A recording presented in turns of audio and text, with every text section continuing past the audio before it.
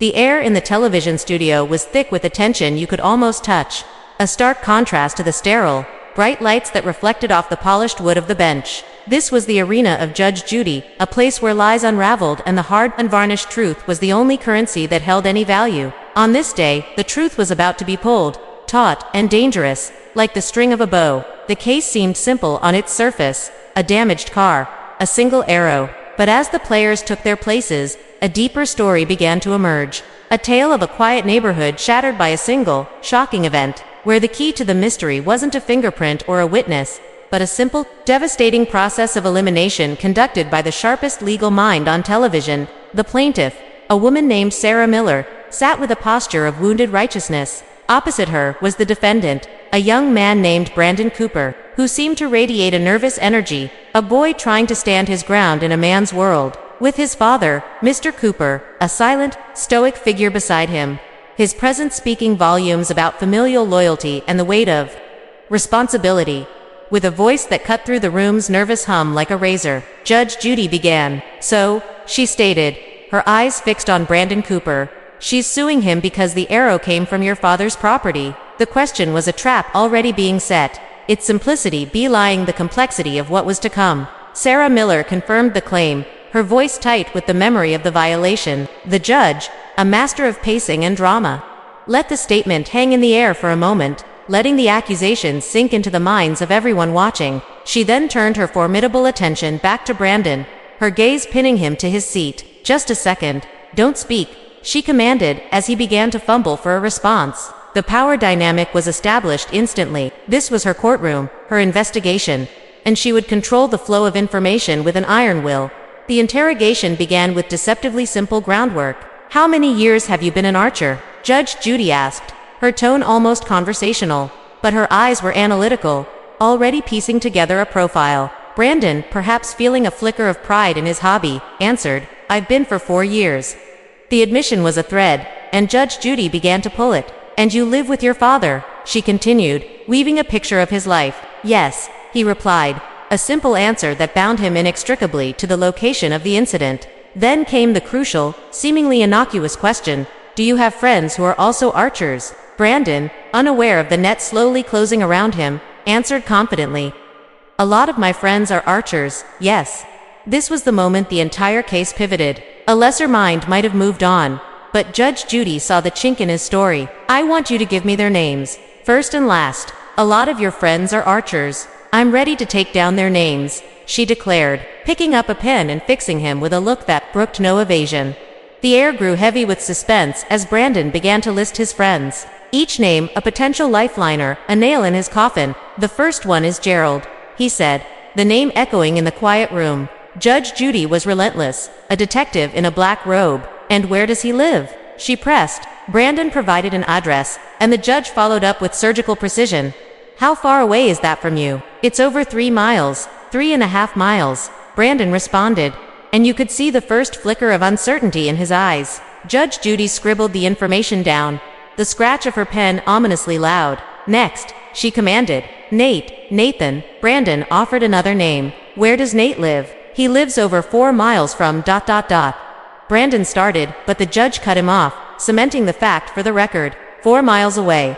The pattern was being established, mile by excruciating mile. A third name was given, another Nathan, who lived, Brandon admitted, over 8 miles away. With each distant address, Brandon Cooper's world was shrinking, the walls of the courtroom pressing in. The vastness of his archery community was being revealed as a phantom army, all stationed far from the scene of the crime. "Who else?" Judge Judy asked, her voice dripping with skepticism. The confidence had drained from Brandon's face. "That is it of he stammered. The judge pounced on the hesitation. "That's it," she repeated, her eyebrows arching in theatrical disbelief. "That is it of my friends," he conceded, his voice now small. The grand claim of a lot of archer friends had dissolved into a list of 3, all living a significant drive away. But Judge Judy was not finished. She now appealed to his knowledge of his own neighborhood, the place he had called home for most of his life. "So you know most of the other people in the neighborhood?" she asked, and he had to agree, "Yes." Then came the knockout blow, the question that stripped away all possibility of another mysterious archer. "So, other than these 4 friends that you've listed for me, There's nobody else in the neighborhood that you have arched with. Brandon, trapped and exposed, could only whisper, "Not that I have arched with, no." A sigh of realization swept through the room. The judge leaned back, a look of triumphant finality on her face. Ah, right, okay. In a few short minutes, through a brilliant and relentless line of questioning, she had eliminated every other possible culprit. The field of suspects, which moments before might have seemed wide open, was now barren, save for one person, Brandon Cooper. Now, with the stage set, the core of the incident was laid bare. Judge Judy turned to Sarah Miller, her tone shifting to one of crisp efficiency. "On what date was your car parked and hit by an arrow?" Sarah, her voice trembling with a mixture of anger and relief at finally getting to tell her story, answered, "It was Labor Day 2013. The date was specific, a holiday meant for relaxation, now forever marred by this bizarre event. And when you came out and looked at your car, the arrow was sticking out of the top of the car." "That's correct," Sarah affirmed. The image she presented was both absurd and terrifying, a modern vehicle violated by a primitive weapon, a symbol of peaceful sport transformed into an instrument of careless destruction. She asked to use a diagram, and the visual aid made the proximity all the more chilling. As she pointed, her finger tracing the line between her driveway and the Cooper property, the geography of the accident became terrifyingly clear. The two homes were neighbors, separated by nothing more than a short distance and a few trees. The arrow's flight path was not a long, improbable journey. It was a short, direct line from the Cooper's backyard to Sarah Miller's automobile. Brandon confirmed the damning truth himself. "You were practicing your archery that day," Judge Judy stated, and it was not a question. "Yes," he admitted, the words sounding like a confession. The puzzle pieces snapped together with an almost audible click.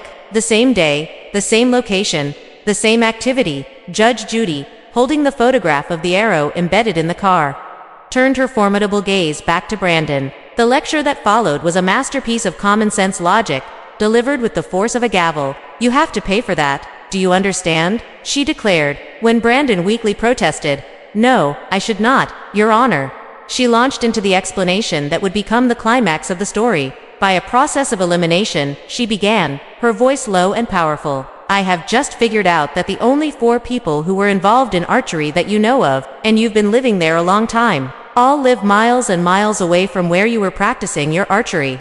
She articulated the brilliant deduction for everyone to understand, breaking down her own reasoning as if she were a teacher, and the world, her classroom. Then she delivered the line that would resonate with sheer, undeniable truth, a moment of wisdom born of a lifetime of experience. "She doesn't have to sniff like a dog to find out where somebody else was playing archery," Judge Judy proclaimed, her voice rising with conviction. "Because, you know, I've lived on this earth a very long time. I have never had an arrow go into my car." The courtroom erupted in laughter, but it was laughter of agreement, of shared understanding. It was the laugh that comes when someone says what everyone is thinking. "I have never had an arrow go into my house." The statement was so simple, so profoundly obvious, that it made Brandon's denial seem not just false, but foolish. She drove the point home, hammering the final nail with relentless logic. "So, on the same day, in approximately the same location where you were practicing your archery, her car was damaged by that arrow, according to you, and you've been practicing your archery for 4 years. All your other friends lived miles. The 2 natives, who I crossed out, one 5 miles, one 8 miles, one 4 miles. The only one there is you. Do you understand? Do we understand each other?" It was a rhetorical question. The understanding was total. The truth was absolute. There was no more room for argument, for excuse, for deflection. The weight of the evidence, curated and presented by Judge Judy herself, was crushing. All that remained was the reckoning. Sarah Miller stated the cost was a little over $850, and though she mentioned punitive damages, the judge, with a wry, world-weary humor about her own sniffles and cold, acknowledged the real pain and